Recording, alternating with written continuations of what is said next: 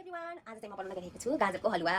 मेरो चाहिँ आज नाइट काम थियो। म चाहिँ काममा कस्तो गाजरको हलुवा एकदमै याद आयो हैन। अनि घरमा गएर बनाउनु पर्ला भन्ने सोचिरहेको थिएँ। अनि फ्रेसको बसेर गाजर लिएर यसको लागि के मेटेरियल्सहरु चाहिन्छ त्यो सबै ल्याएर म चाहिँ सुरु गर्न थालेँ साथीहरु। किनकि यस्तो गर्नुलाई टाइम त मिल्दैन। मेरो आज बिहानको काम थिएन। सो म चाहिँ आज गाजरको हलुवा बनाउन गइरहेको छु। कस्तो हुन्छ अन्तिमसम्म हेरेर प्रतिक्रिया दिन चाहिँ नभुल्नु होला। सुरु गरौँ है त। गाजरको हलुवा बनाउँदा सुरुमा त दुध चाहिन्छ।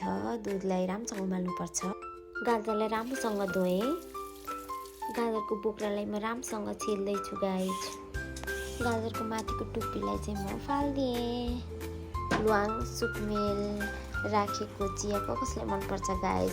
ड्राई नट्स चाहिँ गाजरको हलुवामा छुट्याउनै हुँदैन गाइज। ड्राई नट्सलाई राम्रोसँग मसिनो गरेर काटेर घिउमा फ्राई गर्नुपर्छ गाइज। राम्रोसँग त्यसलाई रातो हुनेसम्म भुट्ने। ल मेरो भुटेको ड्राई नट्स चाहिँ यतिको भयो है त गाइज। यतिको भएपछि त्यसलाई निकाल्ने।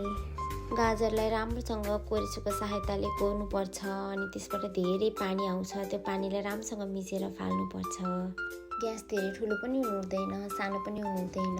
मिडियम ग्यासमा घिउ राख्ने। घिउ राम्रोसँग तातिसकेपछि अघि हामीले पानी निचोरेर राखिएको गाजरलाई त्यसलाई राम्रोसँग माथिबाट घिउमा फ्राई गर्ने।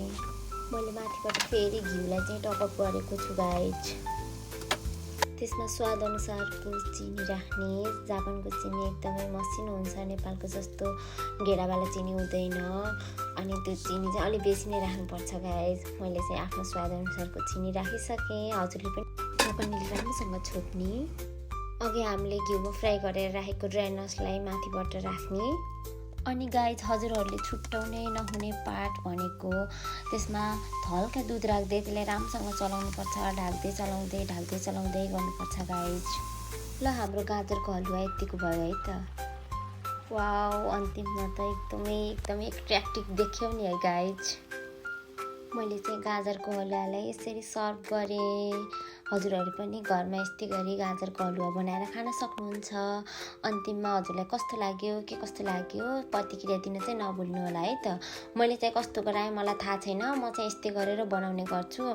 अब हजुरहरूले योभन्दा नि एकदमै मिठो तरिकाले अरू कुनै केही अर्कै आइडिया जान्नुभयो भने मलाई चाहिँ कमेन्ट बक्समा भन्न नभुल्नु होला। Thanks for watching guys. अब अर्को भिडियोमा भेटौँला है त।